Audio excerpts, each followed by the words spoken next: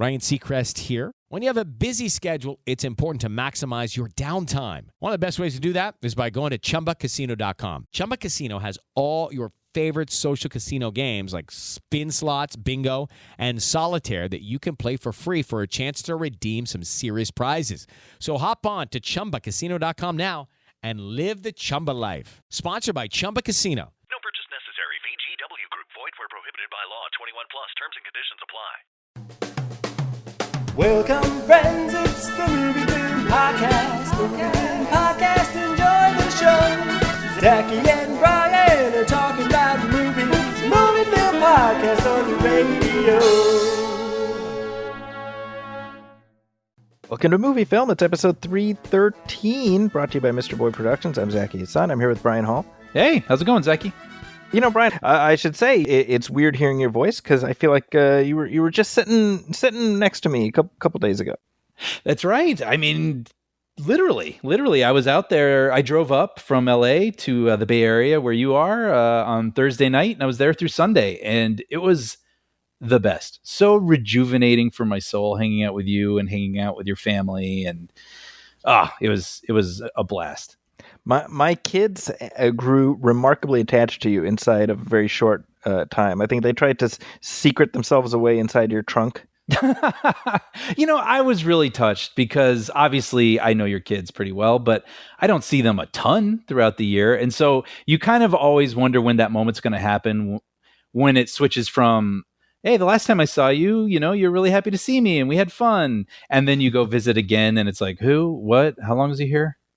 I don't know what I'm walking into. And so I was just like delighted, like how much I got to hang out with your kids and how much fun we had. My daughter, she's got like a little toy camera, and she was, she was taking pictures with you like all weekend. Mm-hmm.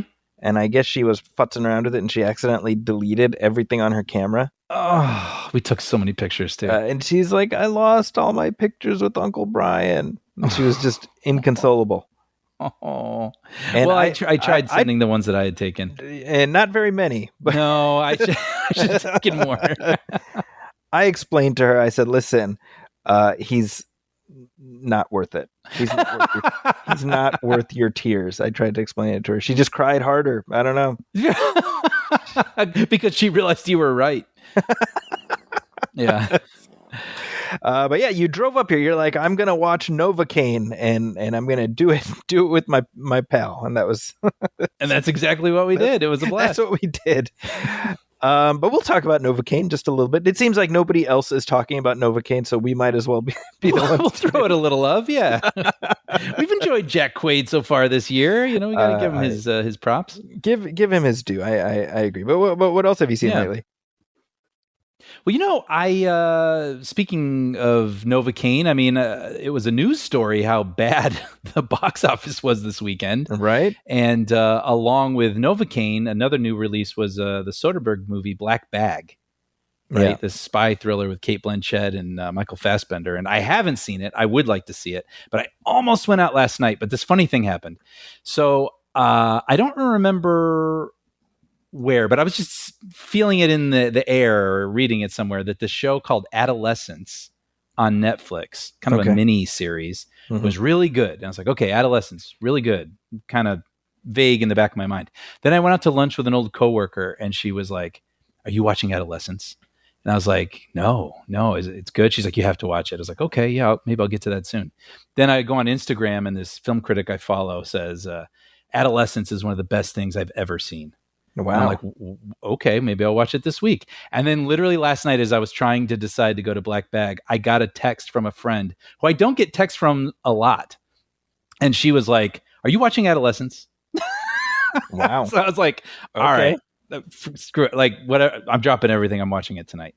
So I guess I have to ask, have you seen Adolescence? I have not. I went through Adolescence once and I was like, I don't ever want to experience it again. Well, you might not want to experience this either, especially having children. So I'll go to the IMDb description just to give it the most spoiler-free sort of recap. But basically the plot is when a 13-year-old is accused of the murder of a classmate, His family, therapist, and the detective in charge are all left asking, what really happened?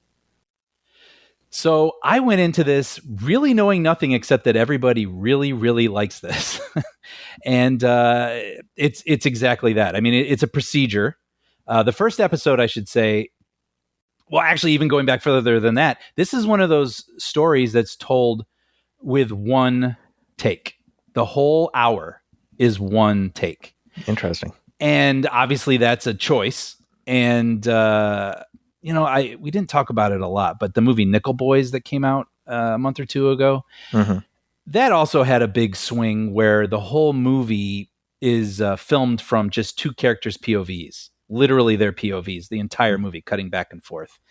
And I enjoyed the story, or enjoyed's the wrong word, but I appreciated the story, and I did feel the impact and the weight of it. But I also felt like the style might have taken me a couple degrees away from the emotionality of it all. Interesting. Put me at a bit of a distance. And so when this started and I realized it was all going to be one take, I kind of wondered if it would feel a little bit more style over substance. But this is an instance where it's perfect. It's perfect. And the reason being, it doesn't call attention to itself. It's not trying to wow you with its one take. It's very matter of fact. And I mean, the story kicks off. I mean, slight spoiler, but this is literally the beginning of the show. But it's like you have these police officers outside of a house, and they bust down the door, and they're going to arrest someone for murder, and you don't know who it is. And then they go into the room of this 13-year-old boy, and they're like, "You're under arrest for murder," and you're like, "What?" And there's no breaks, there's no cuts. You follow them into the police car, you follow them to the police station, you follow them through booking, and it becomes this procedure. Like, what's the procedure of booking this person? How do you get assigned an attorney? What do the parents do? And what's so amazing is, like I said, it's not flashy cinematography, this one take, but what you are watching is these actors exist for 1 hour straight, uninterrupted, no cuts, no tweaks to the performance. You're just watching them react in real time for 1 hour to this, incredible thing that's happening to them. And I think it's really powerful seeing how the parents go from shocked to, distraught to numb, and watching this boy, this actor is incredible. There's 4 episodes, and I got to episode 3, and episode 3 is a lot of him talking to this child therapist. And I mean, no cuts in this room, the journey you go on with this boy. I mean, it's one thing to memorize your lines. It's one thing to kind of try to match, whatever it is they want you to do in your performance when a certain thing is said to you or you respond with a certain line. But this isn't simple stuff that he's doing. These are complicated reactions and feelings that he's having. And to know that no one stepped in and gave him a note, no one said, "Ooh, a little too much. Ooh, a little too low." It's raw and it's really compelling. Anyway, I haven't wrapped it up yet. I have one left that I'll probably watch tonight. And I will say, I don't know how it would play. I mean, for a parent, like for me, who doesn't have kids, I was still disturbed, just watching a child go through these sorts of things. And then also you spend some time at the school, and these kids are just assholes, man. Like, it's just like school looks like a prison in this thing. And I don't know if that's like all schools or whatever, but everyone's just a jerk to one another. They're jerks to their teachers, they're jerks to each other. And it's hard to watch. And it's a lot about social media as well, and the role that it plays in kids' lives and the way that they communicate to one another. And I was like, this is just, what a nightmare, frankly. So yeah, if it's like I said, it's heavy. It's not easy to just recommend, but it is very well done. And I definitely, I do recommend it based on what I just said. Okay. So, and also, I just as a side note, I can't remember how much we talked about it on the show. In real life, we mentioned it a lot, but recently Netflix had that show, The Electric State, come out from the Russo brothers, which cost over $300 million, which is just absolute insanity. You took the word right out of my mouth. Yeah. I mean, to me, it's reckless, it's just, and it's weird. It's very, very weird. And then also you think, well, and at the same time, they're making this. Like, where else would this exist? You know what I mean? And so it's just kind of fascinating what Netflix is doing with their money. Yeah. You know, like, I don't know that this is necessarily going to blow up, but the certain people who enjoy this kind of thing will enjoy it. And apparently, you know, I mean, they must have some sort of matrix where the math makes sense with their spending. Right. But Although, I don't know, it's just something I thought Electric about. State seems to have underperformed relative to whatever metric Netflix tends to set, you know, in terms of people not really sampling it. Interesting. You know, I don't know. I was reading an article about early Netflix, and they were saying, you know, when they were making so many things and a lot of people were being, you know, were critiquing that, they're like, yeah, well, but we're trying to be like a one-stop shop. We're trying to get something for everybody. So, you know, I don't know. I sort of understand they want to fill it up. They're trying to be not just HBO. They want to be Blockbuster Video. They want to have something for everybody. It is Ryan Seacrest here. There was a recent social media trend which consisted of flying on a plane with no music, no movies, no entertainment. But a better trend would be going to ChumbaCasino.com. It's like having a mini social casino in your pocket. Chumba Casino has over 100 online casino-style games, all absolutely free. It's the most fun you can have online and on a plane. So grab your free welcome bonus now at ChumbaCasino.com. Sponsored by Chumba Casino. No purchase necessary. VGW Group. Void where prohibited by law. 21 plus. Terms and conditions apply. And so, I don't know. I guess when you do that, you're some of it's going to hit, some of it isn't, but you are filling up the store, so to speak. Yeah. But it's nice. Like I say, it's nice that they're still supporting things like this, which are, you know, a little closer to maybe art, as pretentious as that might sound. I mean, it's a big swing, this show, and I think it's successful in it. So bravo to Netflix for making it.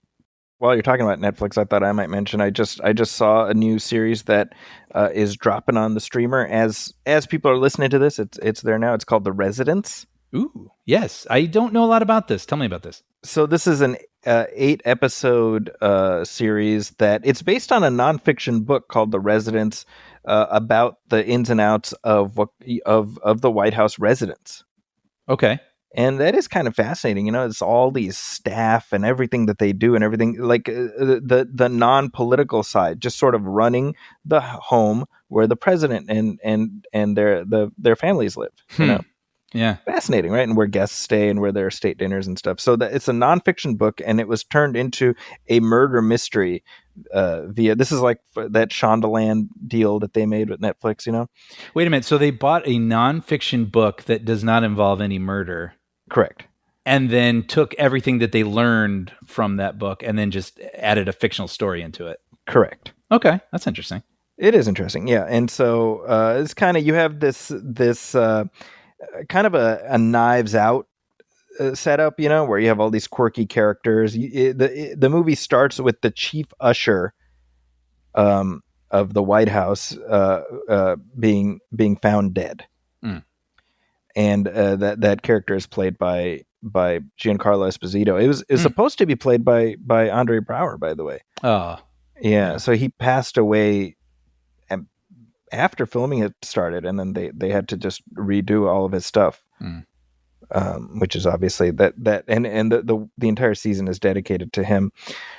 But Uzo Aduba, you know her from she's Crazy Eyes, right? Yeah. Orange is the New Black. Orange is the New Black. So she plays the detective, the quirky detective, a la Benoit Blanc. I see. She is Cordelia Cup.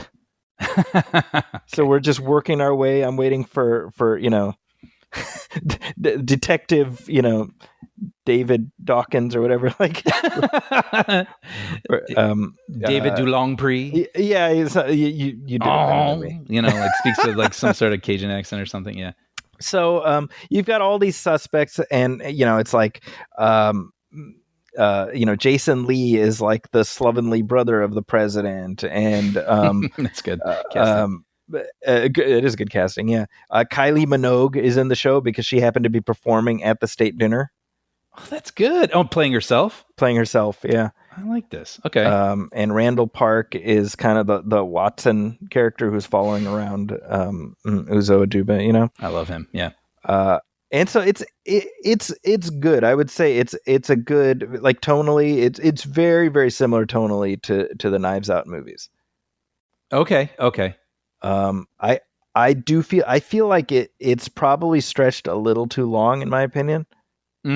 Sure. How many episodes? It's 8 episodes, and I feel like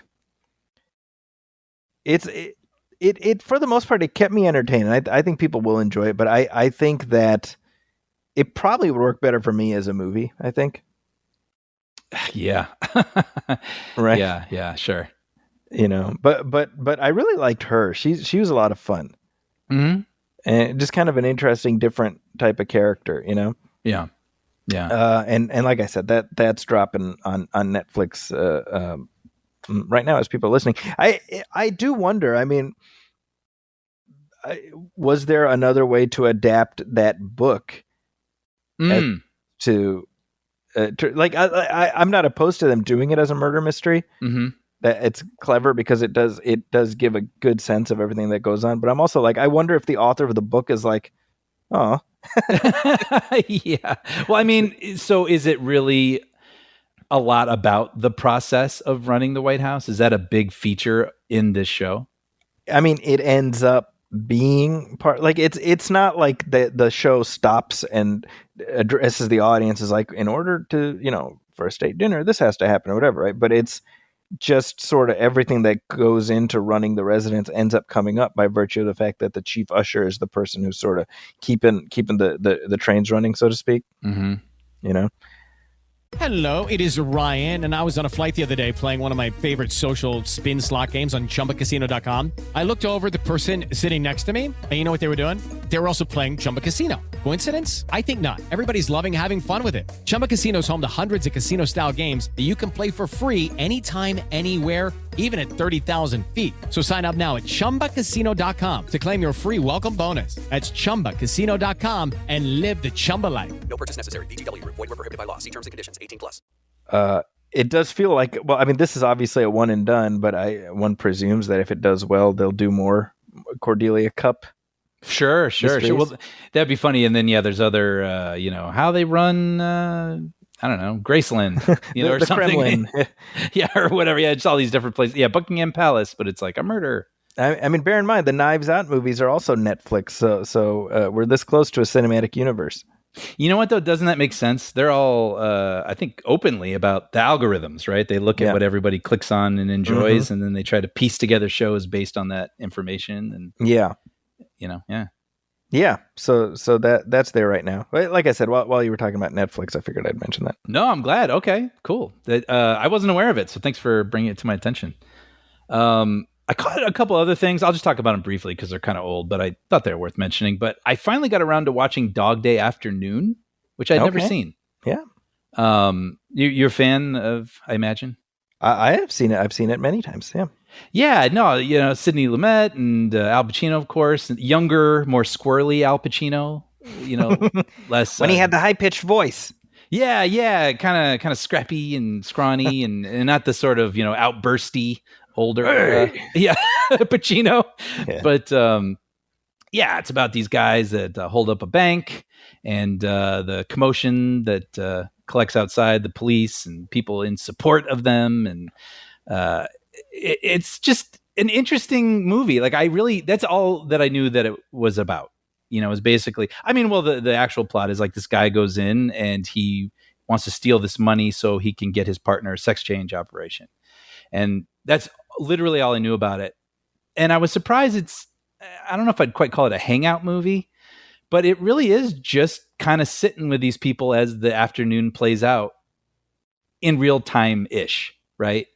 And I really enjoyed that. I mean, like, one of my favorite moments of the movie is, Pacino and his partner come in and they're, got guns and they're really forceful, of course, but they're not those guys, right? And that starts to reveal itself to all the people they're holding hostage inside. And there's this moment later as things are just, getting dragged out. And one of the bank teller women is playing with his rifle.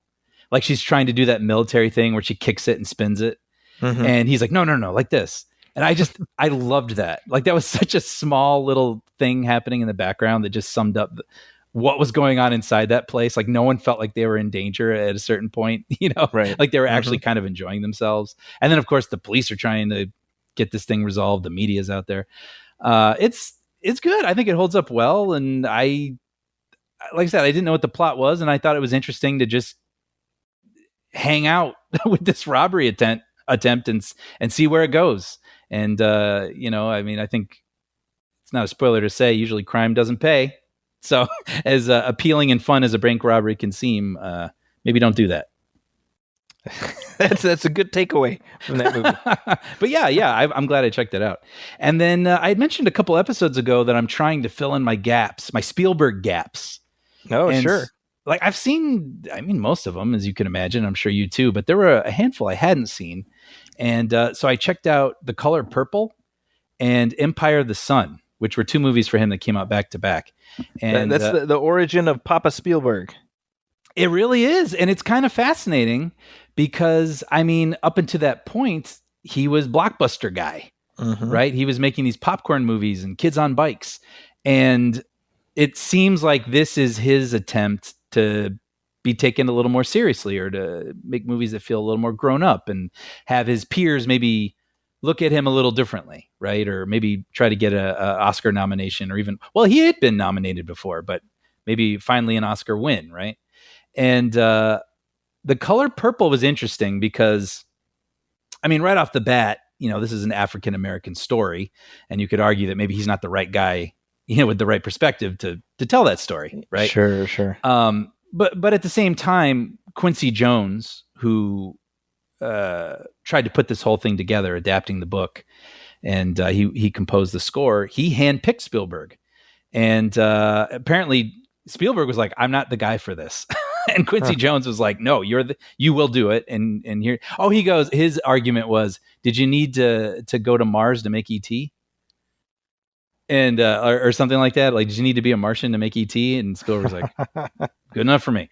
So I gotta say, I went in literally knowing nothing about this movie, except Danny Glover, Whoopi Goldberg, Oprah Winfrey are in this, and I really liked it. I was kind of surprised, and doing research, I come to find out that it is a much tamer version of the source material.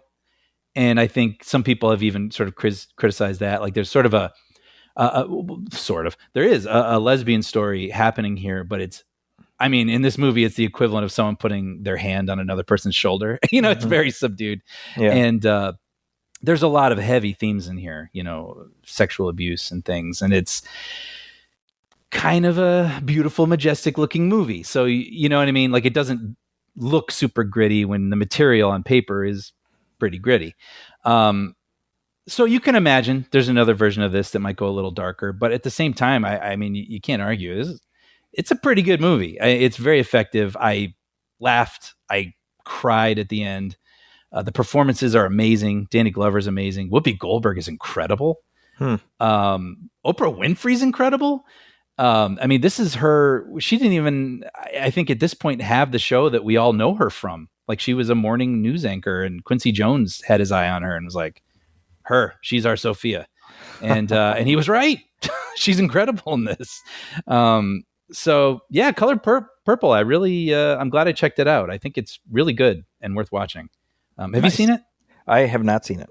Okay. Yeah. I think it's good. And it's Spielberg, he's, like his movies are always going to be just so pleasing to me to watch, just his style, and then real quick, I also watched Empire of the Sun, which I had seen before, but didn't remember very well. And I would say this is interesting where it's also beautiful and grand and majestic and kind of heavy, but overall, I feel like it didn't add up to as much. Yeah, that one doesn't do very much for me. Yeah. Yeah, it's about this boy in China during World War II, and he's separated from his parents as the war is breaking out in his city, and gets put into an internment camp, and that's very much simplifying the plot. But it really is just following this boy over like 4 years, played by a young Christian Bale, who's that's right, remarkable even as a little boy. But and there's some really amazing moments, and huge, epic, grand moments with hundreds and hundreds of extras and tanks and Bale riding a bicycle through all of them, and it just visually it's sumptuous. It's and a lot of it does hit. Some of it's very powerful and makes you angry, makes you sad. Some of it's uplifting, but something about it at the end of the day felt just a little hollow. Just more like sketches of ideas, wonderfully captured. You know what I mean? But maybe not as a whole. I don't know that it came together. But I'm glad I revisited it. It was nice to do that. But at the end of the day, I think color purple was the more like, I think he kind of nailed that. His version of it, at least. Yeah.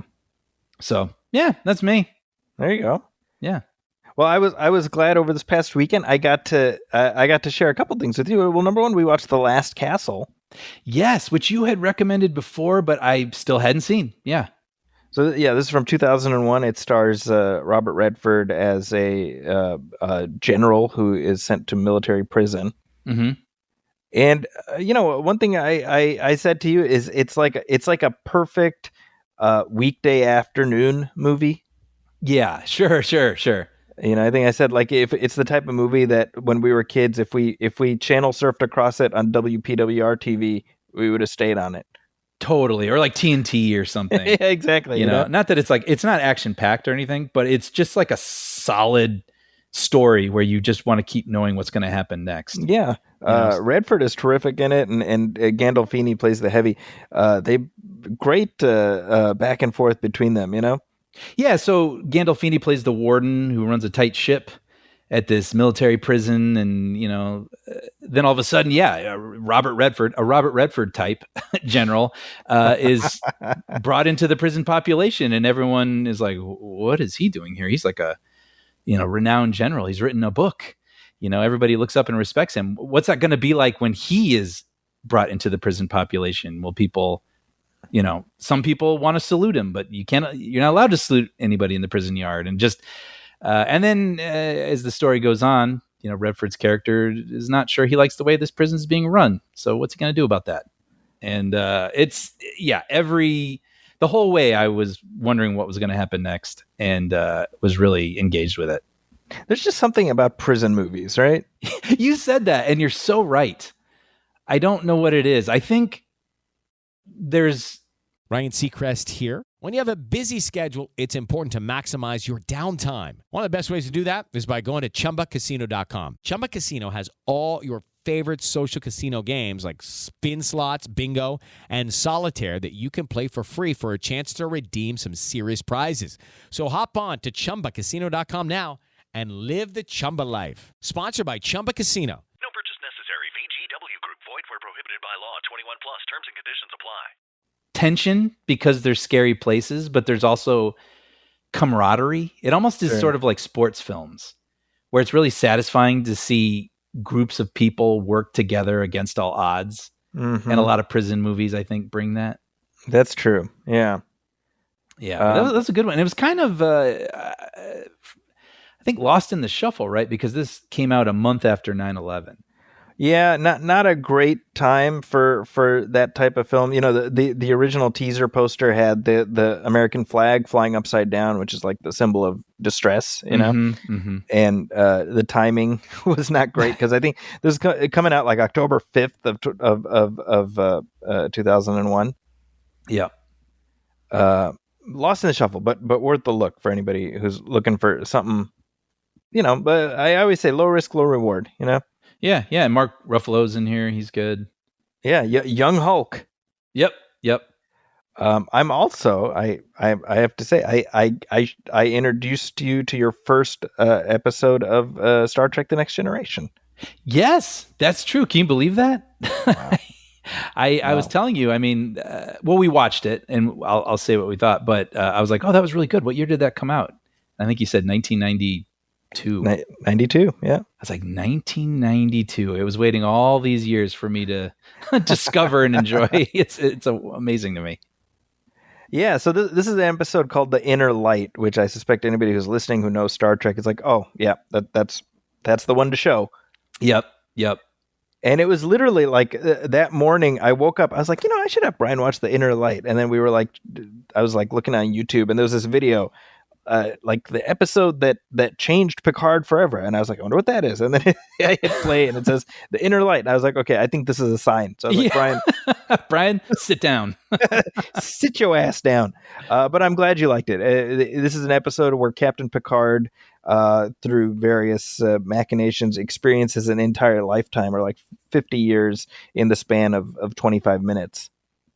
Yeah, so he's struck by some sort of beam, and on the Enterprise, he's seemingly in a coma for 25 minutes, but he lives. Yeah, like you said, he lives a 50-year lifetime in his mind with a wife and neighbors and issues in the neighborhood that he involves himself in, and children. And it felt like a really great Twilight Zone episode. Yeah. Or something. And it was very emotional. You know, I mean, you experience this lifetime with him, and there's something jarring.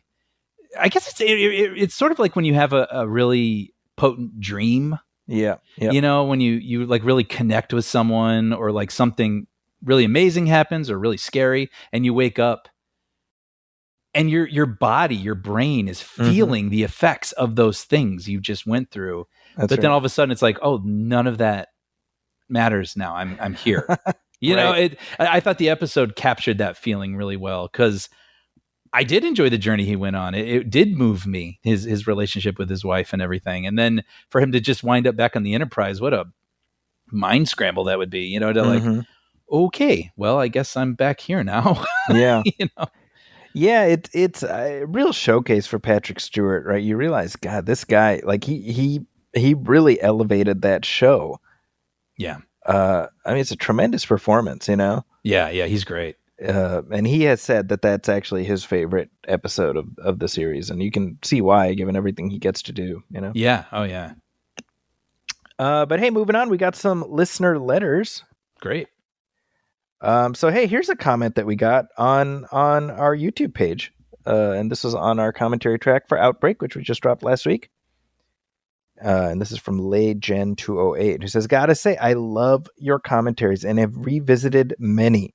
Some I've never even seen the movies until after listening, and others I may never see. But these are a comfort listen to me. Long story short, your commentary style works for me." Oh, thanks so much. Wow, that's very encouraging. That's amazing. Yeah. I mean, that's what we kind of set out hoping to do, right? I mean, we've had people tell us that they do line them up and watch them with the films, and hopefully that's a fun experience. But we also understand that a lot of people are probably just going to be driving in their cars. Maybe it's a movie they haven't watched in 15 years, and we just hope it's an entertaining listen. Yeah. Anyway, and so this means a lot. It's one thing for me to listen along, like it's a movie you know pretty well, so you have a sense of what we're talking about. Mm-hmm. But to listen, not having even seen the movie, yeah. I mean, what can you say about that? That's incredibly gratifying, you know? Absolutely. Here's a message we got from Bushra, and this is also in regards to our Outbreak commentary. Mm-hmm. And she says, you mentioned the phrase, a haircut you can set your watch to. And I remember when you brought that up in another podcast and talking about finding out it wasn't a real phrase. Back during that podcast, I actually had to look it up to confirm, because right up until then, I thought it was a real phrase. we're not alone, I guess. Yeah. But then it occurred to me when you brought it up over Outbreak, why did we think that was a real phrase? It's not like we think people used to tie onions to their belt, or that anything Grandpa said was a real thing. Anyway, random thought. Maybe we just say it all the time, though, and make it a thing. Then it is a thing. If we make it a thing.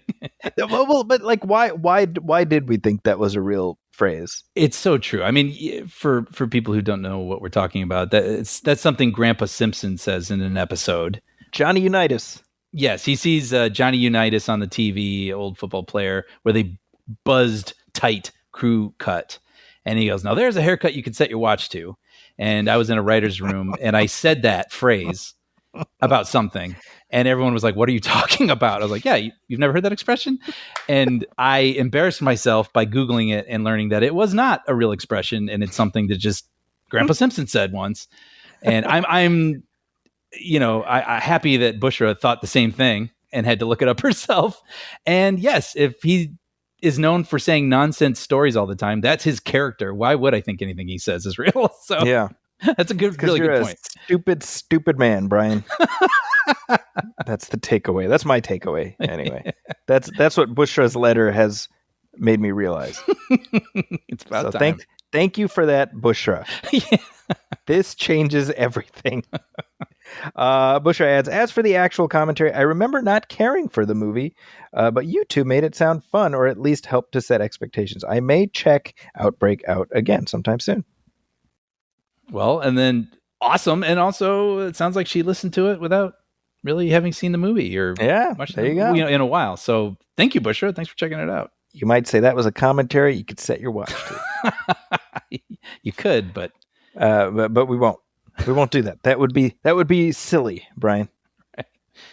Here we go. Here's a note from Tyler Kloster who says, hello, Zach and Brian. Episode 312 was a great listen, as always. I enjoyed both the discussion of this year's Oscars along with a few trips back to the past, like the Seth MacFarlane fiasco and the joke about the old Conan O'Brien Tonight Show kerfuffle, during which Jay Leno won Olympic gold for misreading the room when he told America not to blame Conan. yeah, I remember that. Do you remember that? Yeah, I do.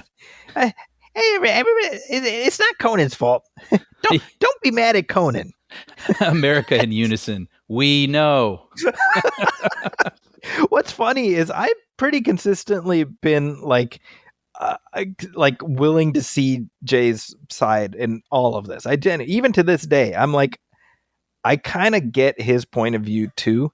You know what's funny? I think you and I might be on a small island with this because I don't believe Jay Leno's a bad guy. No, I don't. You know, I don't know that this was handled in the most nuanced, appropriate way that seemed, like to show warmth or something or humanity. Like it felt very like, well, this is business, right? Isn't that how business goes?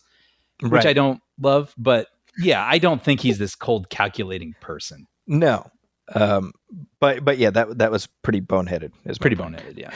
And do you remember then he did an interview with Jimmy Kimmel, right? No, it wasn't an interview. It was like over a satellite feed or yeah. It was like the 10 questions or something like that. Yeah, and Kimmel like ripped into him. Kimmel lacerated him. Oh my God. Yeah, it's hard to watch. Yeah, it was. Or uncomfortable, I guess. It was like, what's a regret you have or something like that. And Jimmy's like, oh, well, I remember I promised my show to somebody else and then I decided not to give it to them. I'm like, yeah, no fear. No fear. Yeah. Anyway, Tyler says, what a time that was back when Charlie Sheen went insane and got fired from being the highest paid actor in television. That was a thing. To James Franco being visibly checked out during the second half of his own co-hosting the Oscars with Anne Hathaway, which, again, I've said this before, it was a thing to watch because the more checked out he got, the more, the more manic Tracy Flick Anne Hathaway got. Yeah. She had to make up for his checked outness, and it just got really. Unfortunately, I do feel like that dinged her for a little bit. It is Ryan Seacrest here. There was a recent social media trend which consisted of flying on a plane with no music, no movies, no entertainment. But a better trend would be going to ChumbaCasino.com. It's like having a mini social casino in your pocket. Chumba Casino has over 100 online casino-style games, all absolutely free. It's the most fun you can have online and on a plane. So grab your free welcome bonus now at ChumbaCasino.com. Sponsored by Chumba Casino. No purchase necessary. VGW Group. Void where prohibited by law. 21 plus. Terms and conditions apply. It may have. It's not her fault. Not her fault, no. Yeah. But if the world of show business was crazy, at least the country itself felt relatively sane. Alas. By the way, real quick, that Charlie Sheen thing, that was crazy. Right? I mean, yeah. Like Tiger Blood and winning and all that. Exactly. I mean, I still see people, even young people saying winning. And it was just one of those things where it was like Charlie Sheen, of course, Hot Shots and Wall Street or whatever. And then just of course, and then 2.5 Men, number one show. And then it was just like, what is happening with this guy, and doing these interviews and saying all these unhinged things. And that was just such a moment. It was really crazy. I remember there was a hot dog stand where I lived and they named a hot dog after him and it was called Tiger's Blood. And like, it was just strange. It was a strange moment. So weird. Yeah. Oh, what a time. Magical time. he asks, I had a question. Does the whole concept of sweeps month still exist? We all grew up in a world where the local news would do crazy, read sexy stories in November and February, while network TV would always do things like have Brad Pitt show up on Friends, or Woody from Cheers would show up in Seattle to visit Frasier to goose ratings for the next ad season. Is that still around in 2025, even in a vastly diminished form, now that the whole TV landscape has dramatically changed and very little broadcast television is watched live anymore? Thanks for the great show and keep up the great work. Your proud Patreon supporter, Tyler. Thank you for that. Thank you, Tyler. Well, what do you think, Brian? I'm going to go. My first thought was, I don't know, maybe not, but I'm actually going to go with what little I understand about sweeps with probably, because it's still a thing. Yeah, I think sweeps is basically some like measuring, like it's the time of year, like they understand that in February and November, whoever does this, I don't know very much about this, but whoever. November, February, and May are the sweeps months.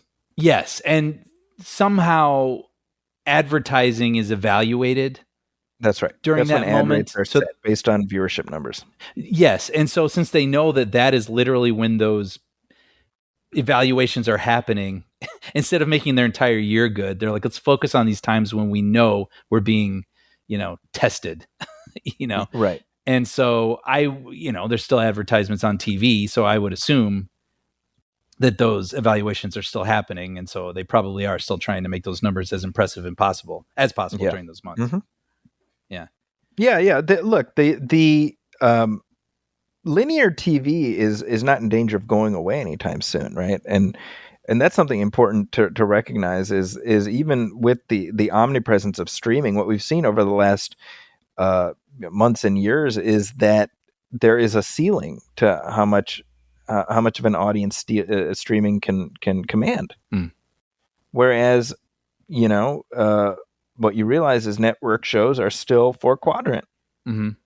And so you can not you specifically, Brian, but in general, you can be like, oh, it's like lowest common denominator stuff or whatever, like CBS procedurals or something. But guess what? People still watch them. Mm-hmm. And the Chicago shows on NBC and the Law and Order, whatever. If you notice, they always have their big crossover events during those months. See, I was going to ask you, when he brings up the Brad Pitt thing on Friends, I remember that, right? That was the Thanksgiving episode during November. Right. And I don't know what that would look like now. Like, what would be the thing that networks would employ to try to get the most amount of eyeballs on their shows? Like what major Mr. Beast shows up on. Yeah, well, exactly. I mean, it was like, I mean, Brad Pitt now would more likely have his limited series on, Hulu or something, yeah, right. Versus showing up on, I can't name a sitcom. Night Court. Yeah. Right.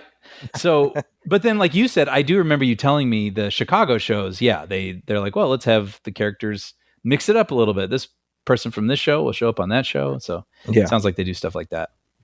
I mean, that's the thing, right? Like I was reading about how one of the most popular streamed shows right now is not some Netflix original or whatever. It's NCIS, like OG NCIS. Wow. Which I've not seen more than 1 minute of at any time in my life. Mm-hmm. Like original NCIS. But I always say, like, the show has been running since George W. Bush was president. Wow. Right? So clearly people are watching it. Yep. So again, there's the sense of like, oh, the hot new thing is whatever random new streaming show, but it's like these procedurals, these network hour longs. I mean, they continue to command an audience. It's amazing, and I mean that's a testament to Netflix in a way, or at least reveals how much viewership they have. Where you do have these series like even like something like Parks and Rec or Suits is a great example, right? Where they aired and they had their viewerships, and then they were canceled or whatever, or weren't doing as great. But then, or Breaking Bad was another one which had its loyal audience, but then they put them on Netflix, all those shows, and then they become phenomenons, right? And then they become the most streamed things at the moment, and you see articles popping up about them again, and everyone at work is watching them, and you're like, oh, well, I mean, Netflix does seem like a destination viewing spot for a lot of people. Yeah, but I think the key is, I think it's sort of like when you have movies that go theatrical before they go to streaming. Mm-hmm. It adds this imprimatur of Mm. credibility. I think TV needs to do the same thing. Yeah, no, I agree with that. I'm trying to think even if they do have a little bit of that, with what am I trying to say? Like if a show if Breaking Bad, let's forget, it's a bad example because it's so good. But I was going to say if that was like a Netflix series, well, let's talk about Adolescence. It's very good. That's going to be on people's minds for 2 weeks. Sure. And then it will probably not be talked about again. Right. Right. Yeah. And it's very, very good. On the other hand, Breaking Bad kind of lasted for a while. Like it had its seasons. It was broken up over weeks. It was something people were aware of. It was given, like you say, like some sort of like relevance or something just by virtue of existing. Like, oh, well, this was a thing that was on TV on this channel, or like a movie. This movie came out in theaters, so this is a thing that stands above whatever is the flavor of the week on Netflix. Yeah. Right. So then when you put that on Netflix, it feels like a special thing. Oh, that TV series I missed from AMC. Now I can watch it where on the app I always click on, or that movie that I missed in theaters that critics reviewed and, made X amount of money. Now it's on Netflix and I can watch it on that app I always click on. Right. Right. No, that makes sense. I don't know.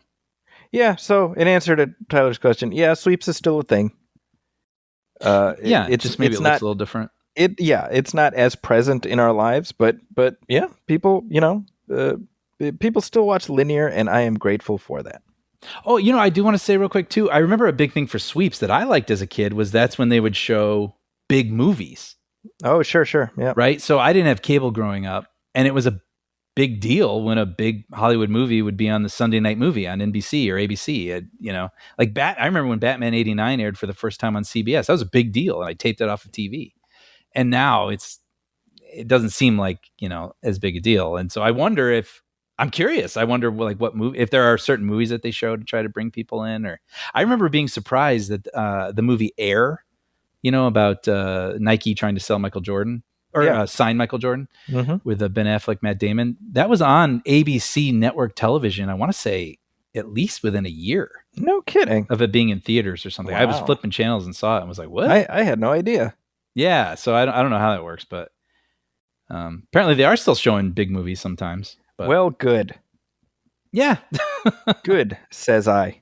Yeah.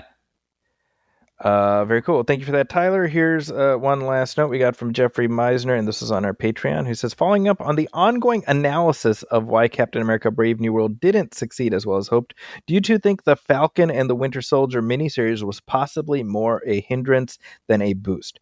The series format gave more time than a movie could to delve into Sam coming to terms with what carrying the shield means to him. However, perhaps resolving that before the film left Sam without a meaty arc for his first starring film as Cap. Ultimately, I tend to agree that post-Endgame just won't hit the same heights, but I was curious to hear your thoughts on how the miniseries affected the film. I'm curious what you think, Zyke. Well, I'm curious what you think. I think that the short answer, yes, absolutely it did. However, I think that Falcon and Winter Soldier is one of the Marvel miniseries that wasn't that bad. So, like I'm not like, oh, they shouldn't have made it, because I think it was a way of telling a smaller story, at a time when we had no idea what was coming next. But I think less so much about Sam's arc than about like Isaiah Bradley, for example, as a character. Like I was thinking, if you watch the movie without having seen the show, I don't know how you'd have any sense of who that guy is. Yeah, I mean, I'm gonna be honest, I didn't really even remember. Yeah, well, I figured. Yeah.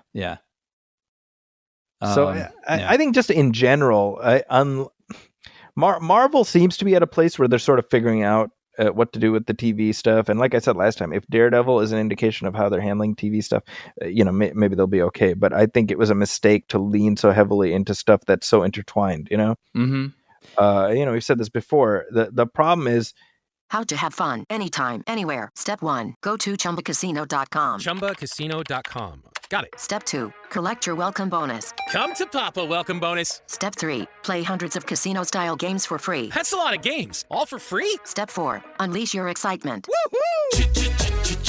Chumba Casino has been delivering thrills for over a decade. So claim your free welcome bonus now and live the Chumba life. Visit ChumbaCasino.com. No purchase necessary. VGW Group. Void where prohibited by law. 21 plus. Terms and conditions apply. When you have too much stuff, it makes it easy to miss one or two things. And what people do when they miss one or two things is they just skip all of it. Yeah, sure. And I think that what you had was something that was sort of appointment viewing, and it just became disposable. Yeah. I mean, my first thought when I heard this message was, I don't know, probably not. I think that was my initial feeling. Like if it impacted it, people were going to show up who were going to show up regardless. I would think, at least, especially with the distance it's had, and this was one of the first returns to the MCU in months. Right. But he brings up a good point about could they have used sort of the arc that we saw in the series? Would that have been a little given more meaty things for Sam to have in the film? And it did feel like he was one of the lesser interesting characters in the movie. So I don't know, there's something to that, I think. I think it's a good observation. Yeah. Hey, we got some headlines, Brian. Yes, we do. We got quite a bit, right? Yeah. So, what felt inevitable was confirmed, which is after Conan O'Brien doing a job hosting the Oscars that amazingly everyone just about seems to be on board with, saying, hey, he did a great job. Mm-hmm. It's kind of a unicorn of a thing. He's coming back next year. Yeah, which sounds like perfect. Let's do that again. Right. And it's funny. I mean, do you have this sort of feeling like when he did that, you're like, we've been watching him literally since like 1993, and he kind of, as popular as he is, he still sort of feels like your guy, Yeah. And so, absolutely. Yeah. When he was doing it, I was like, oh man, I hope people are nice to him the next day. Like I hope people like this. And so it was, like you said, it was a unicorn of a thing that it was pretty universally loved. Bear in mind, I mean, David Letterman is still flagellating himself over his job hosting the Oscars, 30 some years ago. That's right. That's generally viewed as not a great outing, right? So despite how beloved Letterman was and is, that's still viewed, less than favorably. So it's not a given that somebody who's funny can be funny hosting the Oscars. Right. Yeah. But I love Conan's comment. He says, the only reason I'm hosting the Oscars next year is that I want to hear Adrian Brody finish his speech. That's funny. Well, it's I can't remember if we talked about this, but on his podcast, Conan Needs a Friend, he did a whole episode talking about the process of hosting the Oscars, which I would recommend. It's pretty interesting. I'll have to check that out. Yeah, you had mentioned it to me. Yeah. Here's another thing which I didn't even know about. You pointed this out. Well, we've been talking about the movie Coyote versus Acme, right? Which is a sort of Roger Rabbit style movie where we have the Looney Tunes characters interacting with human beings. Will Forte, I think, is the lead of the movie. And the plot is basically Wile E. Coyote wants to sue Acme because every product they've ever sold him hasn't worked. And that's hilarious, right? So you hear that movie's coming. Will Forte plays Coyote's attorney. Sign me up. But under Zaslav and his hack and slash way of running Warner Brothers, if we remember, there's a Batgirl movie that exists. It is shot, and it has Michael Keaton as Batman in it. This movie exists, but Zaslav was like, it makes more sense to me to completely delete this movie and get a tax write-off instead. That's the way he's running things over there. And similarly, he was like, you know what? I don't know about this Coyote versus Acme movie. Let's just hit delete. But instead of actually pushing the delete button, for some weird reason, his finger's been hovering above it for quite a while. It's like the threat of it. And they also threw some sort of like funeral screening for it so the cast could see it. And all sorts of people, and I've been seeing online people who've seen it. Like, it's really funny. This is terrible that this movie, no one's going to see it. And so anyway, hadn't heard anything about it in a while, but it looks like a company called Ketchup Entertainment is currently negotiating an all rights acquisition for this movie, which somewhere in the range of about $50 million. Now, this is the same company that acquired the Day the World Blew Up. Yeah, apparently they rescued that movie too, which is another Looney Tunes movie, which unfortunately nobody went to see. But yeah, that one's entirely animated, and that came out this past weekend. That's right. Right, and yeah, that's a bummer. I don't remember seeing any ads for it though.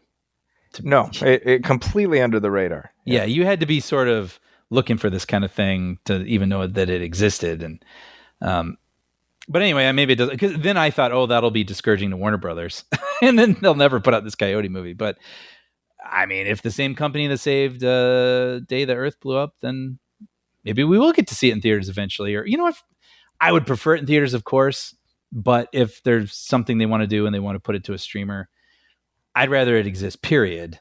Right. Than never be seen at all. So who knows what their plans are for it. And that's not finalized, by the way. This is per deadline today, and it's currently being negotiated.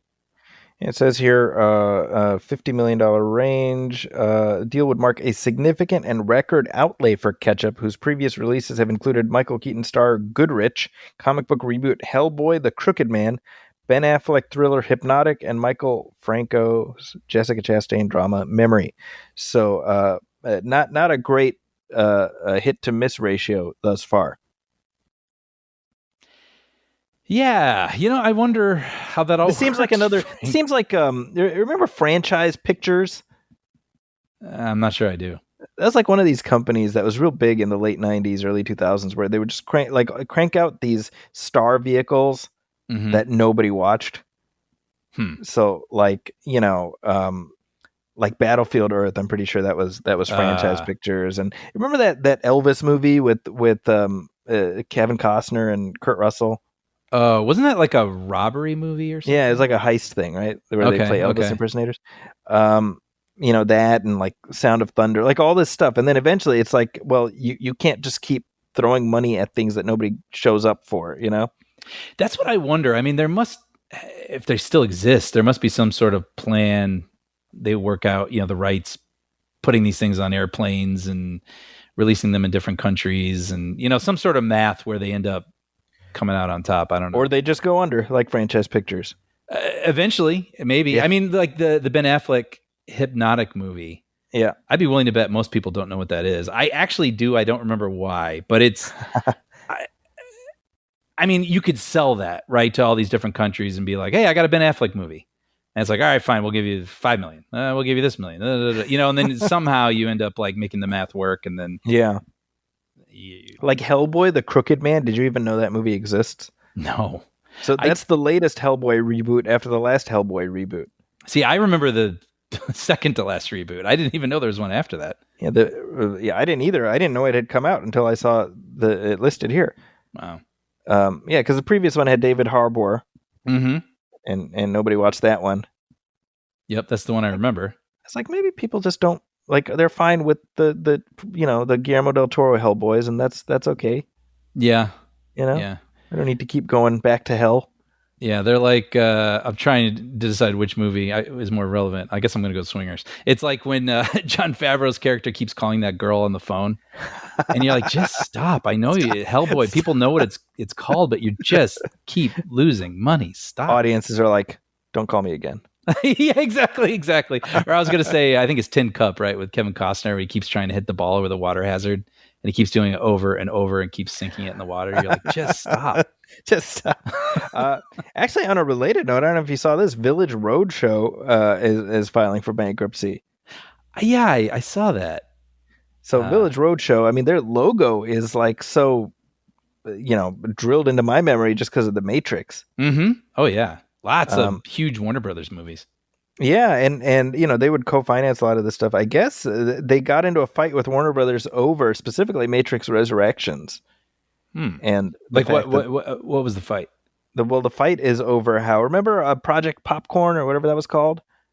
Oh, yes. In 2021, like Warner Brothers' entire slate was released day and date on HBO Max. Right, because of COVID, obviously. Because of COVID fears, but also to bolster the streaming service, right? I'm sure they were also like, ooh, what an opportunity. What an opportunity. And so they ended up alienating a ton of talent. Mm-hmm. People are plenty pissed off. And I'm sure they looked at Paramount just raking in bank with Top Gun Maverick because they waited to release Top Gun Maverick. Mm-hmm. And I'm sure a lot of these, the talent and the money people are like, oh, we left like billions of dollars on the table potentially. Yeah, and they lost a good relationship with Christopher Nolan. How to have fun anytime, anywhere. Step 1. Go to ChumbaCasino.com. ChumbaCasino.com. Got it. Step 2. Collect your welcome bonus. Come to Papa welcome bonus. Step 3. Play hundreds of casino-style games for free. That's a lot of games. All for free? Step 4. Unleash your excitement. Woohoo! Chumba Casino has been delivering thrills for over a decade. So claim your free welcome bonus now and live the Chumba life. Visit ChumbaCasino.com. No purchase necessary. VGW Group. Void where prohibited by law. 21 plus. Terms and conditions apply. Yeah, that's right. Despite the fact that, I mean, they really did bend over backwards to accommodate him vis-a-vis Tenet. Mm-hmm. Yeah. Because that was not released straight to streaming. No, they put it in theaters in 2020, in the height of it all. At the height of it, yeah. But he was so nonplussed at how the whole thing was handled. But anyway, so Matrix Resurrections, I mean, who knows how that would have performed if it had gotten a theatrical only release. It tanked for certain in the midst of this Project Popcorn thing. And so Village Roadshow took Warner Brothers to court and basically just they don't have the money to pay for it, for that battle. Huh. You know? Yeah. And so, you know, there that goes. Another iconic logo consigned to the ash heap of history. Yeah, how sad. Yeah. Actually, while we're kicking around HBO Max, this is just the shit on HBO Max, right? Or Max, I should say. We should call it Min because it's just it's minimizing everything that matters to us. First of all, they got rid of Sesame Street on there, but now they've removed every single vintage Looney Tunes short. Mm-hmm. That was on. Now here's the thing about this. They've still got some of the recent stuff, but all the classics are completely gone from there. Yeah. And I'm like, Warner Brothers, this is your whole deal. It's like Bugs Bunny and Batman. Like that's what people associate with Warner Brothers. And also, this was kind of the promise of these streaming services, like HBO or Warner Brothers or whatever you want to say, like has their app and all their stuff is there. That's what you're paying for. Access to, if I miss The Sopranos, well, I can go back and watch The Sopranos or The Wire. I did. I went back and watched The Wire, which I'd never seen because I'm subscribed to HBO. I expect I can access all of it. So it's, you know, shocking and sort of sobering when they start disappearing their stuff, you know? Yeah, it's weird to me because it's like, what money do you think you're saving? I don't know. Yeah. I don't know. I mean, who knows how residuals work? And on some balance sheet, this makes sense, right? Probably. I guess. I think for me, like when it comes to Looney Tunes, that's something that I like to own on physical media. So whenever they put it on Blu-ray, I bought it, you know? Mm-hmm. And I'm glad I got several discs of Looney Tunes on Blu-ray, some of which are out of print now. So I'm actually glad I hung on to them. Precisely for this reason, because if the native streamer that owns this property can't even be counted on to keep this stuff available, then nothing can be counted on. See, and this is kind of weird because Max is saying moving forward, they want to prioritize adult and family programming versus children's programming. Yeah. Like, what do you think the Looney Tunes cartoons are? Well, certainly. I mean, by the way, I'm on the side of keeping it, but there's Shut up. I was going to say, there's part of me that sort of understands that a little bit. Like if children's programming isn't, paying off for them or whatever, maybe YouTube Kids or Netflix Kids or something, that's where most of the kids' eyeballs are being directed. Right. So, All right. But to your point, in this day and age where we are not, producing physical media like we used to, and all this stuff doesn't exist anywhere, but on these apps in the cloud somewhere, and then they're just removing all of it. Well, then this stuff ceases to exist. Right. So, I'd be willing to bet many people don't have disc players anymore. I think you're right, and that's upsetting to me. Yeah. So as we march ahead, you have to wonder, what are we going to do to make sure we don't sort of lose these things forever? I mean, they are going to get lost. Yeah. That's what's going to happen. I told you before. I mean, when you came and visited, I was like, I got 2 4K players, and I'm glad I got them when I did, because they're just getting harder to find now. Wow, interesting. So they're producing less. They're producing less. Yeah, they're getting more expensive. I mean, I have to imagine the 4K hard disk audience is pretty niche, right? Yeah, but as a player, again, if it's like a terminal format, you can play regular Blu-rays, you can play DVDs in there. Oh, don't get me wrong. No, I agree. I mean, shut up. No, I mean, I have one with my PS5, and I'm glad, But like, I told you, I just bought the 4K ET just strictly out of curiosity. Like, I didn't really have any 4K discs, and I had the player, and I wanted to see it. That's the one to get. Certainly. I mean, that's one I'm going to watch. And then also something I really miss from hard copies is all the bonus features. There is a ton of bonus features on that disc, and I miss that stuff. I was certainly the audience for that kind of thing. Commentaries, behind the scenes stuff. I wish Spielberg would finally just put out a commentary. Well, yes. My short answer is yes, but there's another part of me that kind of understands. Like, he doesn't want to have mystique. Yeah, a little bit. Because he does talk a lot about his movies, right? But maybe he doesn't want to get exactly into why he chose a certain technique, because then he's calling attention to it, and then I think he has said, like, there's more than enough stuff out there about him talking about the movies if people want it. Yeah. So let me just say, of course, I want that too, but I can also appreciate his approach. See, I think what they should do, they should have a selection on the menu that says audio commentary from Steven Spielberg, and you hit play on it, and it's just the regular movie, just to piss people off. Just a hilarious prank that involves authoring and printing and all that, but just to screw with people. That's the kind of prank I can get behind. You know what's funny though?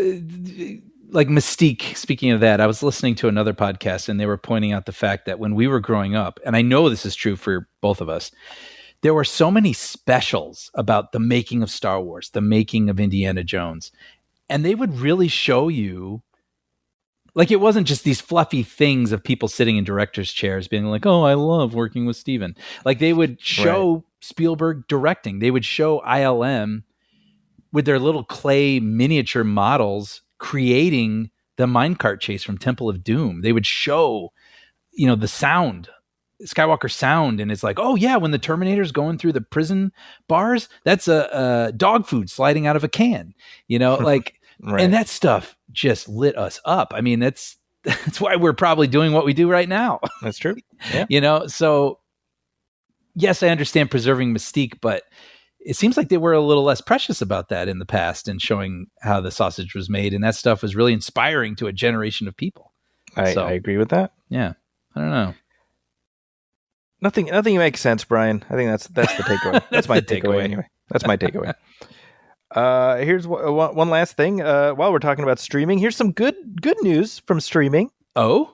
I find this good news. Disney Plus has launched a 24/7 Simpsons stream. Haven't you dreamed about that for just... Really? I'm like, sometimes dreams do come true. I know many years ago, I remember talking about this with friends, saying there's so many episodes, they could literally make a channel where they just played nothing but Simpsons all day. And now it's here. And sometimes dreams do come true. Yeah.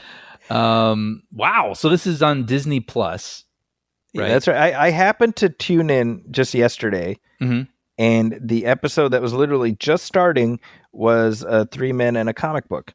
Wow. So it's just getting started. Getting started. And that's one of my favorite episodes. Oh, so good. Yeah, Right. And that's where the random number generator joke comes in, which I that's right. love so much. Like I feel like my sense of Simpsons humor is really like rooted in that episode and how it does like the Wonder Years gag and stuff like that, you know? Yeah. So it happened to be right there. It was starting right there, and he does the thing about, I think Casper, the friendly ghost, is the ghost of Richie Rich, and Yeah. how do you think Richie died? Well, perhaps he realized how futile the pursuit of money was and took his own life. Yeah. Marge's like, kids, can you lighten it up a bit? So funny. So, great episode. But yeah, it's just rocking and rolling, man. I'm like, what? It's when you were visiting this past week, we were doing this thing where I think was it the kids telling you or you telling the kids, like they were like pick an episode. Well, yeah, because your second oldest, he is going through in chronological order right now, right? That's right. He's into the second season right now, or the third season. He's in the third season now. Yeah, and then one night with a bunch of your kids, we were just saying numbers. It's like 7, okay, season 7. Then someone would say 13. All right, episode 13, and then we watched a couple episodes using a random number generator. You might say, literally, yes. But yeah, I'm looking at an article on /film, and it says there's 767 episodes across 35 seasons. And that's about 300 continuous hours. Now that's a life worth living right there, right? Where you can just sit and watch 300 hours of The Simpsons in a row. You know what I'd kind of like to do, and not to be that guy. I don't want to, I have my preferred seasons. You know what I mean? But I would kind of like to see where that how that lines up to the calendar. And be like, okay, so during these months. How to have fun anytime, anywhere. Step 1, go to ChumbaCasino.com. ChumbaCasino.com. Got it. Step 2, collect your welcome bonus. Come to Papa welcome bonus. Step 3, play hundreds of casino-style games for free. That's a lot of games. All for free? Step 4, unleash your excitement. Chumba Casino has been delivering thrills for over a decade. So claim your free welcome bonus now and live the Chumba life. Visit ChumbaCasino.com. No purchase necessary. VGW Group. Void where prohibited by law. 21 plus. Terms and conditions apply. Are kind of my favorite seasons, and then maybe this month and a half, and I can watch those, and maybe I'll take a little break and then come back in like 3 months and then watch. That's hilarious. Yeah, which is funny too, by the way, because it's like we can watch any of them anytime. I know, but there's still something weird about wanting to watch it as it's airing. There's something special about that. Well, I think that's like every streaming service has their own just continuous stream.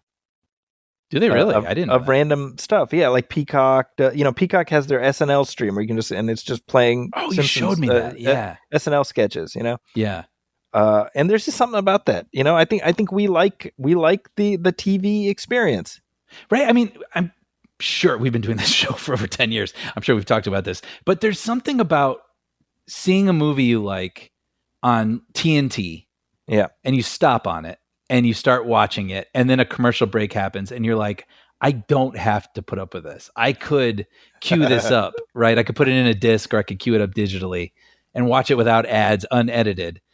And yet, for some reason, something compels me to stay on TNT. I tried thinking about it once, and I do feel like it's weirdly, even though I'm like alone in a room watching it on TV, there's something about being a part of a collective. Like this is happening and everyone can tune into this, and I'm watching it in sync with everybody else. It's a nice feeling. It's a weird, even when you're alone, it's a weird communal thing or something. I don't know. Well, it's one of the few communal things we have left, I guess. Yeah, I guess so. So you can check that out. That's the 24/7 Simpsons stream. If you're like us, you probably only want to tune in at certain times, but even at least a few of my kids are like, oh yeah, the older ones are better. Really? And I'm like, okay. So they can tell, huh? I think the older ones, yeah, like they can sense that. Oh, these are different than these. But I'm past the better or worse. I'm just like different. I'm like the older ones are different. That's where I've kind of landed to. That's where age will bring you. Right, because I've said this before. I'm like, look, man, they're on season 35. Somebody's watching and somebody's liking it, and I'm glad. I'm glad. So hey, we have a new movie in theaters right now, and as we mentioned, many people may not be aware that this movie is in theaters. Yeah, that's right. It's the movie Novocaine, which acted like Novocaine at the box office, despite being the top movie of the week. It was the lowest box office weekend of the year. Yeah, and I mean, I've told you I'm still getting used to. I've been looking at box office my entire life, and I'm used to number one being at least like 20 or 30 or 100 or something, and then even number 10 is like 12 million or something like that. And now these days, this movie was number one, and it was 8 million, and it's not uncommon to see number 10 be under a million. It could be in the hundreds of thousands. It's such a strange time right now. Yeah, it says here it made 8.7 million this week, and I'm reading IndieWire. And it's the lowest total for a movie to top the box office this year in a given weekend, and it led a dismally weak weekend on the whole. It will come as a surprise to no one that the box office has been bleak since the pandemic, but you don't even have to go back that far to find a weekend that had a worse number one. For that, we look to February 9th through 11th of 2024, when the number one movie in America was Universal's Argylle in its second weekend, earning just 6.2 million. The biggest new release that weekend was Focus Features' Lisa Frankenstein, which bombed to 3.6 million and yet was number two for the weekend. So not quite plumbing those depths, but pretty darn close.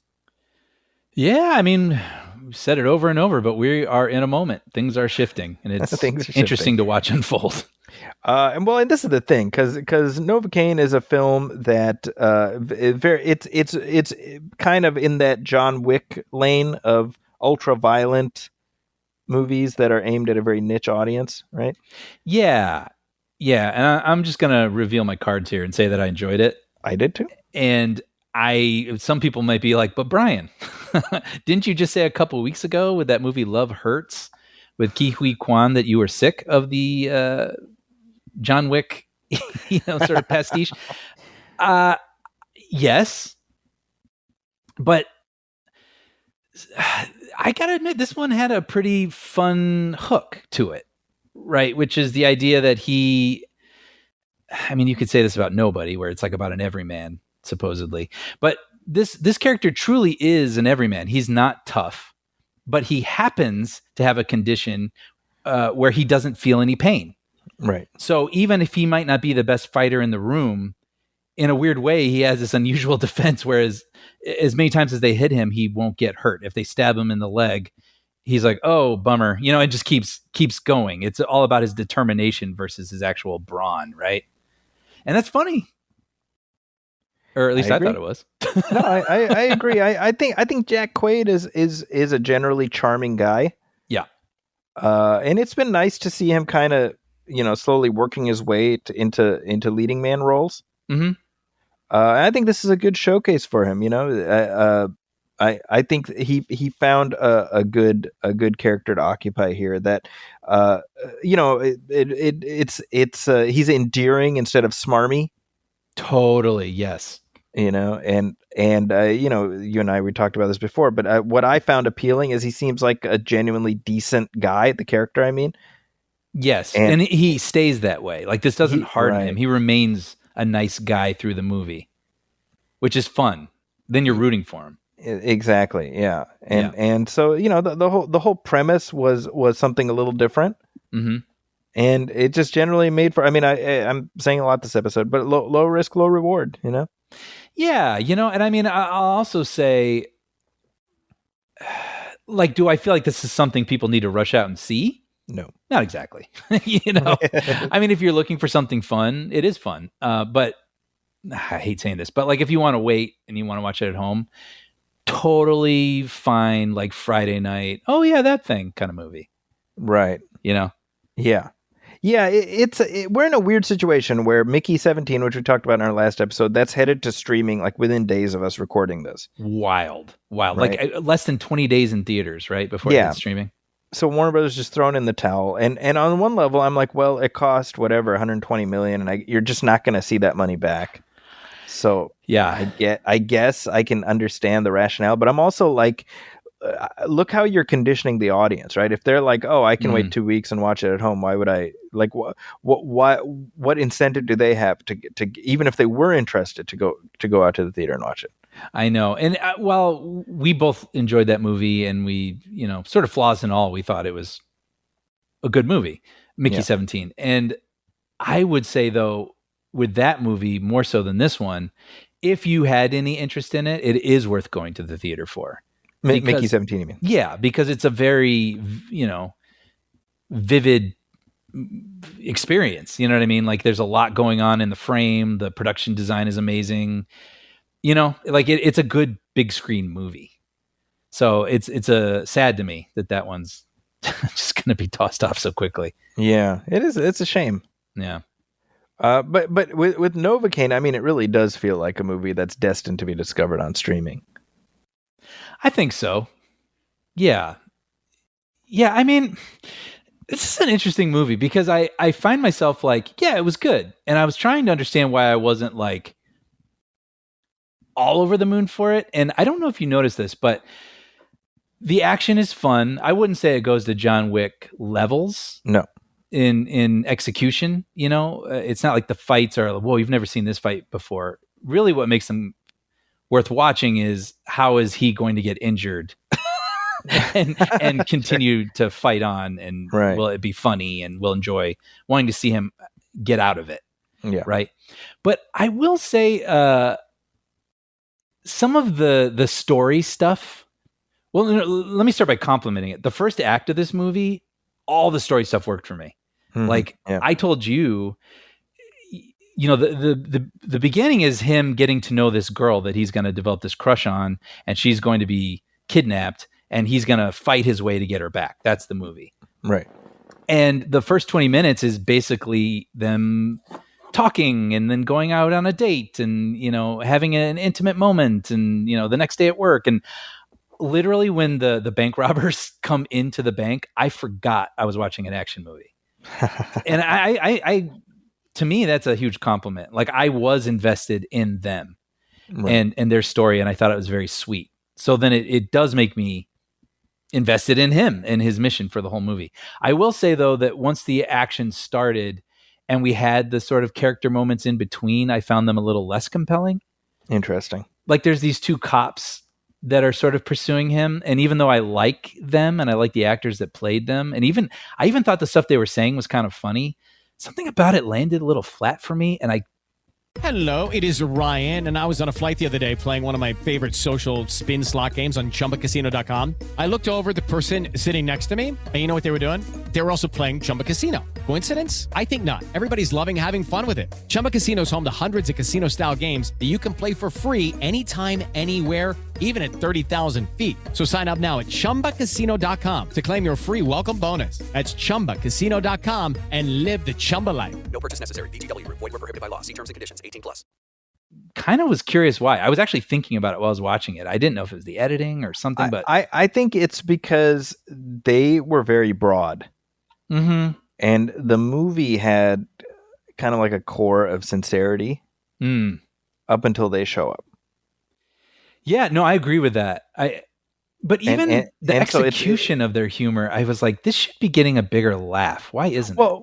Well, but that's I think because they were playing it, it's like they were in a different lane, and so it was jarring because it was shaking you out of the reality that the movie had created. Yeah, I mean, I definitely think that's a part of it. I still think there's something in the execution that was not quite right for my brain, but but no, I agree with that too. Yes, they're very like sardonic and for laughs. It's like Matt Walsh, not the transphobic asshole, the other guy, the comedian. Right. He plays the cop, right? And he's very funny. Mm-hmm. But the jokes are kind of like waka waka and yeah, that's well put. And so it to quote you, it bumped me a little bit. Yeah, not enough to bump me right out of the movie. Yeah. So I see. Yeah. So to what we're saying, like I wish it had been an even better full package. Mm-hmm. But I'm just noting that. I mean, like I said, I still, Jack Quaid is entertaining enough. And I actually didn't get tired of the conceit. I wondered if at some point I might be like, okay. No, because they found fun ways of utilizing it. Yeah, and I did enjoy Matt Walsh's partner, Betty Gabriel is the Yes. actress. Mincy is her name, the character's Yep. name. I enjoyed her a lot. I think they gave her some interesting character business that made her compelling. And, there's things in here where it's like, were I to steal a cop car and say, I got this, would cops later be like, how can I help? Probably not, but the movie does enough, and she was convincing enough with what she has going on in her life and the reasons she has, that I enjoyed that. I thought it elevated it a little bit. Right. But yeah, I mean, I guess that's kind of, we can get into the spoiler of it. I don't know if we even need to be honest. It's just, it's well, it's actually, very... I do want to talk about one thing that I think is worth not revealing. Okay, let's do it. Well, before we do that, I want to mention that Ray Nicholson, yes, plays the heavy, and he's Jack Nicholson's son. Yeah, I didn't know that going in. And here's the funny thing: I was like, "Oh, Ray Nicholson, he looks like Jack Nicholson." Did you really? And I just I didn't. I was like, oh, anyway. I just didn't even process. He did have like a maniacal spark to his eye. Yeah, he had like a Jack Torrance thing going on at times. He really did, but I didn't know that. That's so amazing. But yeah, he was pretty good. Interesting presence, I will say. Yeah. All right, let's do quick spoilers. Spoilers. Okay, all I wanted to comment on was, there's a huge twist here, which is we spent the first act having Quaid's character fall in love with Amber Midthunder's character, which, by the way, I really enjoyed seeing her. She was good in this. Yeah, she's in maybe the last Liam Neeson movie I liked. I think it's called The Ice Road, and Prey, of course. She was in Prey, the Predator movie. Yeah, so I was really happy seeing her here. But anyway, I really bought their chemistry, and I was sort of giddy along with him, like, oh yeah, you get her, that's great, guys, I'm rooting for you kids. And then the twist is, she's been kidnapped, but you find out that she's in on it. It's a good twist. Yeah, the main bad guy is her brother. And I did wonder, am I going to care anymore? Is it hard then to watch our hero go through all this when we already know it's not worth it? And did you feel that at all, or? That is really interesting. I think on some level I was, I didn't feel like it wasn't worth it. I was more like, what's going to happen when he finds out? That was my, that was my driving interest at that point. Yeah. That was the moment I had when the twist was revealed, just thinking like a screenwriter, like, will the audience continue to care? Mm-hmm. And Quaid is so good, and he's so persistent and charming as he is persistent, that it was fun continuing to watch him climb the ladder. Yeah. But I was also kind of heartbroken. Mm-hmm. I didn't want him to find out. Yeah. After everything he was going through. But I thought the movie did a capable job of landing the plane anyway. Where he finds it out. It is heartbreaking, but she, her Midthunder's character, her name's Sherry. Sherry's brother, maybe she's not as twisted as he is. Maybe he's a little too twisted, and she doesn't want to be in this life anymore. It's like you see that happening. You're like, okay, we have to do that, right? Because we got to turn her by the end into a good guy. And I like that the ending isn't her just now full good guy, and now they're going to go out on a date the next day. Right. It's like, no, cut to 1 year later, she's in jail, because she should be in jail. And but they're continuing to date, right? They're not engaged. They're not whatever. Right. I thought that was handled pretty well. I agree. There was sort of like, well, she was involved in some pretty bad stuff, so the movie should acknowledge that. Yeah, and I was a little surprised too. I guess I shouldn't be. Maybe because it's part comedy, but a lot of people die in this movie. And innocent people. Yeah. During the bank robbery, and as the robbers get out, shoot their way out of the bank, a lot of innocent people get killed. And this takes place on December 24th. So I'm like, all these people, all their families, all their Christmases are ruined. Yeah. And it was bumming me out. But I also realized in my head, like, well, that's how you make the audience okay watching Quaid's character completely ravage these people and kill them in interesting ways, right? You have to really hate these people to make it okay watching them get killed for the rest of the movie. Yeah, no, that's exactly right. It's righteous vengeance. Yeah. And there's certainly some clever uses of righteous vengeance throughout the movie.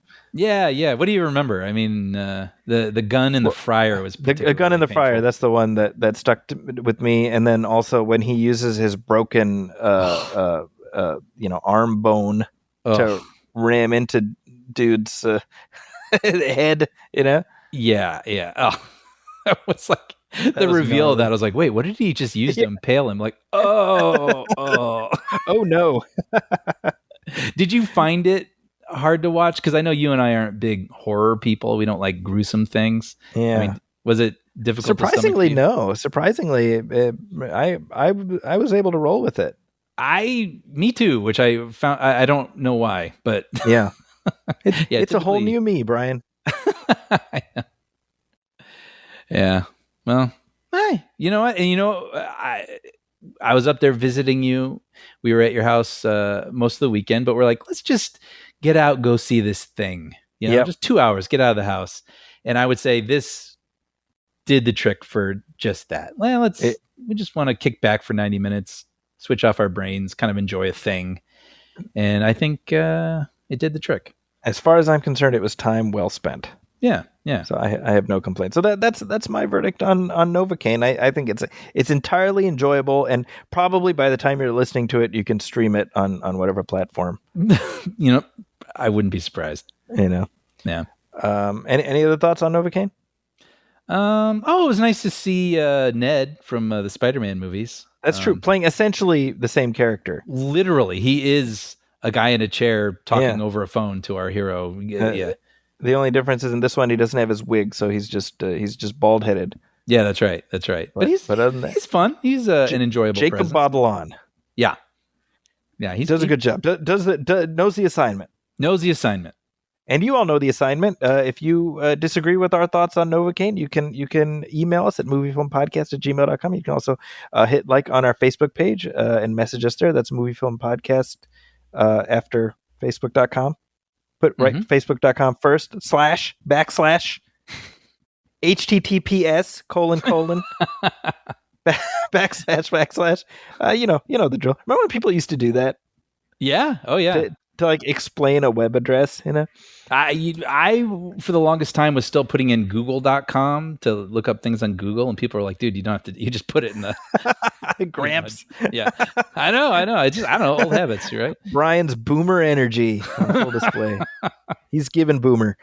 We do have a Patreon page, Brian. I don't know if you heard. Yeah, that was something that we had toyed with starting up for a really long time, and we got a lot of encouragement from listeners and from friends, and we finally did it, and it's been really remarkable to see how much support we've gotten over there. And at patreon.com/moviefilmpodcast, if you hit subscribe, only $5 a month, every commentary we've ever done and every episode commentary moving forward, ad-free. And so much more. You don't know what's going to show up in your Patreon feed. Yeah, I mean, well, we've been talking about that. We've been coming up with ideas and saying different fun things we can drop in there, and some bonus commentaries even. We got one episode dropping next week. It's just for 30 minutes. It's Brian saying every swear word you can imagine. Wouldn't that be hilarious? Swear words you've never even heard of. Swear words he just made up. I'm like, muckluck. Yeah. If you're ready for Brian to go blue, oh boy. All you got to do is head to patreon.com/moviefilmpodcast. You gotta and hit subscribe. Hit subscribe. As for me, you can find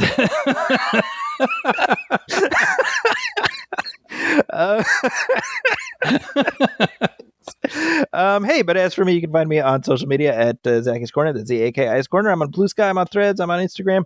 You can also read my reviews at the San Francisco Chronicle, also at IGN and The Wrap. Brian, what do you have going on?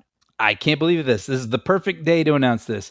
Episodes I've written of Puppy Dog Pals and Young Jedi Adventures. And as of today, March 19th, new episodes of Young Jedi Adventures have just dropped on Disney Plus, which you can stream there and also, I believe, watch on Disney Junior. So very excited about those. They're very, very good. There you go. So hit play on those, bitches. Yeah. But hey, that will wrap up this episode. On behalf of my partner, Brian Hall, my name is Zach Yason. This has been Movie Film 313. We'll catch you next time. Thanks, folks. Welcome, friends, it's the Movie Film Podcast. Movie Film Podcast, enjoy the show. Zachy and Brian are talking about movies. Movie Film Podcast on the radio. Hello, it is Ryan, and we could all use an extra bright spot in our day, couldn't we? Just to make up for things like sitting in traffic, doing the dishes, counting your steps, you know, all the mundane stuff. That is why I'm such a big fan of Chumba Casino. Chumba Casino has all your favorite social casino-style games that you can play for free anytime, anywhere with daily bonuses. That should brighten your day a little. Actually, a lot. So sign up now at ChumbaCasino.com. That's ChumbaCasino.com. No purchase necessary. VGW Group. Void where prohibited by law. See terms and conditions. 18+.